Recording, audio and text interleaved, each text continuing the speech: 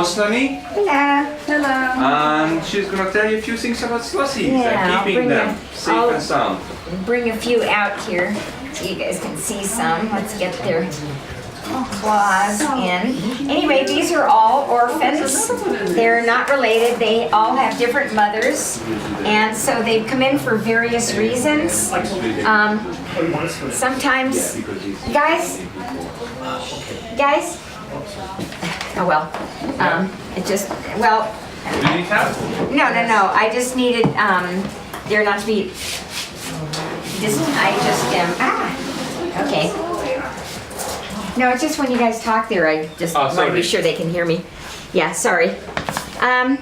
These are all orphans. They have, let me get another bucket here. They have come in for different reasons, like I was saying. Sometimes they're left abandoned by the mom, and she won't come down and get them. That's because sloths don't like to come out of the trees.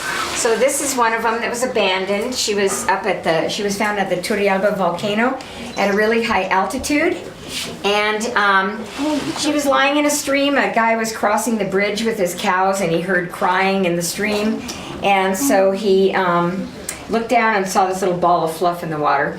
So some of these were found clinging to their dead mothers. Mothers can, have died because of touching a power line and becoming electrocuted. They can be attacked and killed by a dog, and also be hit by a car. So sometimes we don't know what happened, and many times we do if we find the mom. And so then they call us, they send them to us, and we give them a medical checkup. So that way we can tell if they're healthy, if they've been injured, and if they have, then they're kept separate from the other babies until they're old enough to be, joined to the group. Usually sloths are very solitary, so it's not common, of course, for babies to hang out together. But because they have lost their mom and they're with their mom at up till about 2 years of age, they need that warm, fuzzy body to cling to. So it's really nice that we have babies that are usually around the same size and same temperament, and so we can put them together and they can be raised together. Right now, these girls are between 8 months and a year old. Let me see if I can get some. This one reminds me of Miss Tiggy Winkle from Beatrix Potter, but you can see the variation in their facial structures, even though they're the same type of sloth. These are two-fingered. Rachel gets a little messy with her carrots. And these guys are much more active. They're nocturnal, and they are also more aggressive. So if they tangle with the dog, it's probably it is a bad thing for the dog. I mean, I always wonder if the dog survived, because the adults and the even young adults can be very, very dangerous. The bite is very bad. Their claws are extremely strong. Even with the babies, I'm constantly bleeding. I sleep here with them, and the veterinarian who's on call, she's a great vet from Mexico. So she's on call for the clinic 24 hours, and I do the babies 24 hours. I do the older babies, and our founder Leslie does the younger babies. And we're the only ones, although we now have another vet who's going to be joining us with the younger babies. And we have to have people who are very qualified with babies, because they're not typical for eating. You can't feed them from a bottle. The flow of a bottle is too fast, and so we have to use syringes with nipples and go very slowly. Leslie let me start feeding the babies because I raised baby hummingbirds for many years. And so she said, okay, if you can raise something this big, you can raise my baby sloths. She still takes the preemies. We've gotten a lot of preemies this year, and these are some of the older ones. How many do you have total right now? 20. Oh, wow. Yes. So it's and they're coming in, I tell you, on a weekly basis, sometimes a few in a day. So these two, Toto, the little orange one, who's at the bottom, he'll probably come climbing, was found lying in the sand on the Pacific side in Manuel Antonio. Carmel was found near her dead mother up by Sarapiquí. I think her mother was hit by a car. And so all of these babies, except the one yawning, whose name is Snickers. She's blind, even though she doesn't appear to be. But all the others, as soon as they come in, just like any animal that's Costa Rican native animal, if we can rehabilitate it or raise it, and they end up, being cleared of their wounds or, full-grown animals, we do release. They're all ready, scheduled for release. These guys would separate at 2 years old with mom, so they'll be bonded to Leslie and me as long as we're feeding the milk. But as they start weaning themselves, and they wean themselves, then they're more aggressive toward us or not as interested in interacting with us. And then eventually they'll also not be interested in interacting with each other. But they'll go through the whole process up till when they're in the pre-release cage. And then they'll also be released at the same time, but at that point they'll go and be separate sloths. Let me show you. These are, like I said, these are two-fingered sloths. Looking for the keys? He's reading for my the scale. Oh, sorry. This is one of our veterinarians. She's awesome. And we have, actually maybe this one. Well, we also have a three-fingered sloth. All sloths have 3 toes, but they're called two-toed and three-toed, and this is actually a little two-toed. So this one, I don't know if Leslie wants anybody to get pictures of or not, just because they're so young. But I do have another one that I can bring out that's a little older. But yeah, or if you take a picture, don't post it on any kind of social media thing, if you wouldn't mind. Anyway, so they always crawl into each other's bucket, but you can see the difference. So let me get, sorry, I know you all are in a bit of a rush, so I'm trying to, anyway, so these guys are day active, diurnal. These guys are nocturnal. These only eat leaves throughout their whole life, except for the milk they get right now as babies. These guys in the wild will eat leaves, fruit, insects, bird eggs. And so here we give them leaves that they would like and that they'd eat in the wild. And then you can see Goldie, our oldest of the babies, eating green beans and carrots. So we try to give them a very nutritional diet until they start, getting ready to be released. And we also add like guayaba, some of the fruits that they would start eating when they're a little bit older. With the babies, we pretty much keep it to the veggies, and then we do raw goat's milk and Pedialyte. And that's pretty much what they get. So they are introduced to solid foods fairly early, especially leaves. So these guys get to chomp on a leaf every once in a while. They have very sharp teeth. The 4 in the front I call staple removers because they're like those little, very sharp. And so I've also experienced those, but luckily not as much as the claws. But they can be aggressive even with me. They don't bond or imprint to people, which is really nice. So they only are with us and bonded to us during the period that they would be really, really close to their mom. Otherwise, they're extremely wild behavior, very, very basic natural instincts, which is good, which is why they're a fairly good animal to release without being worried about them being too attached to people or interested in people. So, and they definitely recognize those of us who work with them. We're the only ones in the sloth team, which consists of a couple of veterinarians and a couple of other people that work with the outside sloths, and myself are the only ones who can touch them. We keep it to a minimum, and that way we know that they're, not getting, well, not only that, but exposed to maybe a bug repellent or something.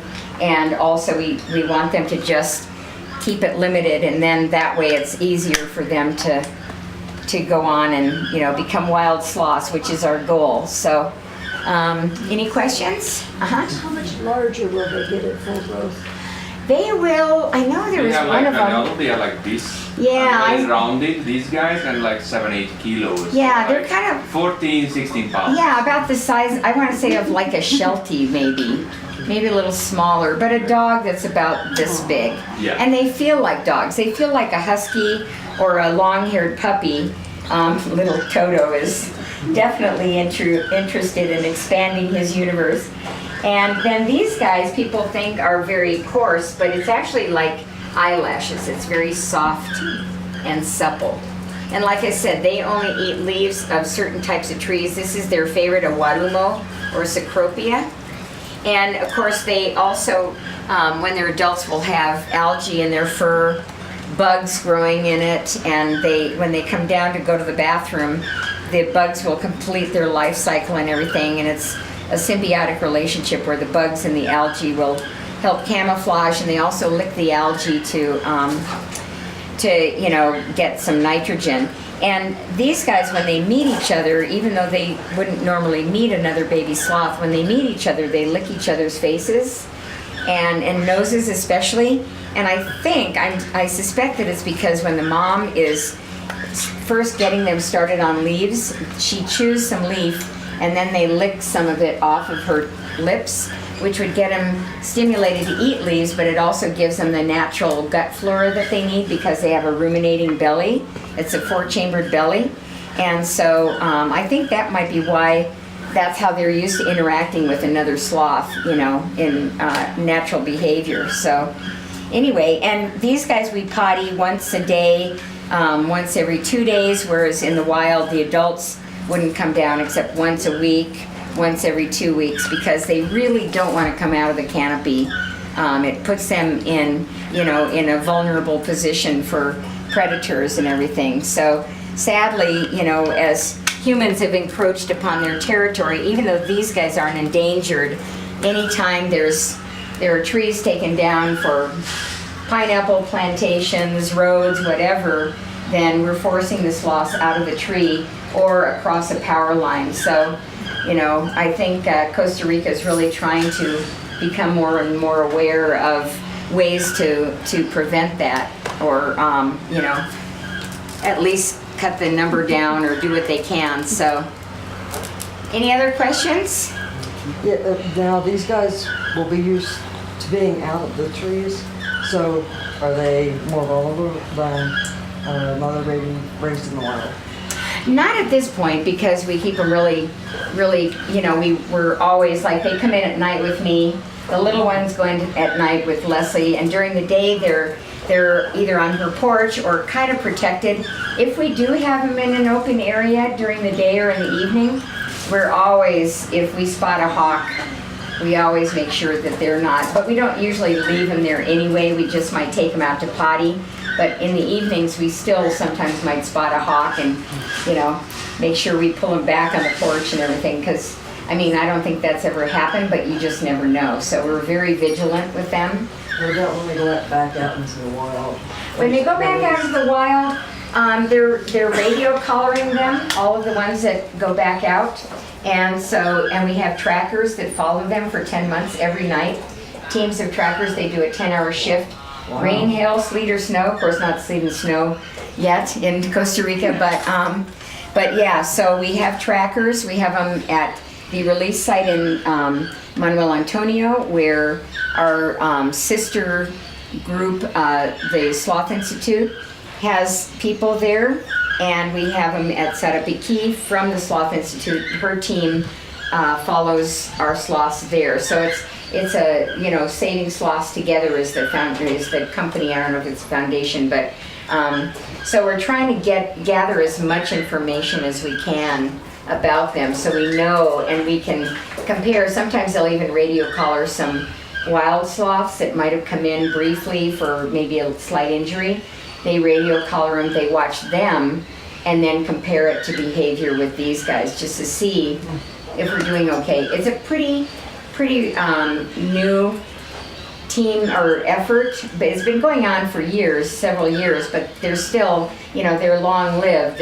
They live about 30 years in the wild, and these guys live about 20. So it'll be interesting to see the data that they're compiling and see if there is any difference. Because, if we want them to survive, we have to do a certain amount of handling, but we try to keep it to a minimum. They don't play, so what we offer them are things that they would encounter anyway in the wild, teaching them to climb on vines, eat leaves, in the natural state. He was a little guy who was bought, a homeless man was selling him and sold him to a woman who thought it'd be a great idea to bring him home as a pet.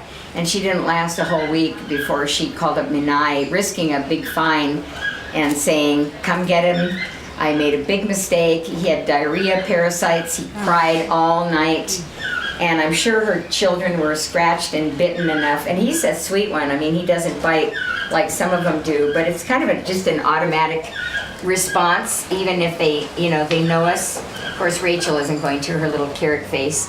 But they usually will just automatically bite because that's just how they interact with their world. You can he's always happy to oblige.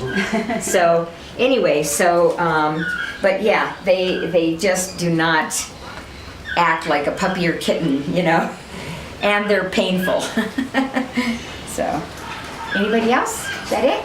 Okay. What does their cry sound like? The babies are like meh, meh, meh. And when he's at night, meh, meh. Not so much now that he can be with everybody else, but yeah, they definitely have a very, very, loud, demanding call. So. And they all sleep with you in here? They sleep in a structure and in tubs. But now that they've been in the structure more, this one has been visiting me in bed several times. And we've been trying to put her behind a barrier. She gets over the barrier. It's like, really, Goldie? So, and he was crying last night. They were on a new structure. So I went to check on him and I was putting him in a tub. And all of a sudden she comes up the hallway kind of from the bedroom area, and it's like, where were you? Crawling along the ground. So, but usually they stay on their structure or in their tub. So she just needs to. She's going to start going outside now. She'll be in the teenage group. So anyway, I don't want to hold you guys up. I know Peter has to keep you all going, but this is the best place. That's really interesting.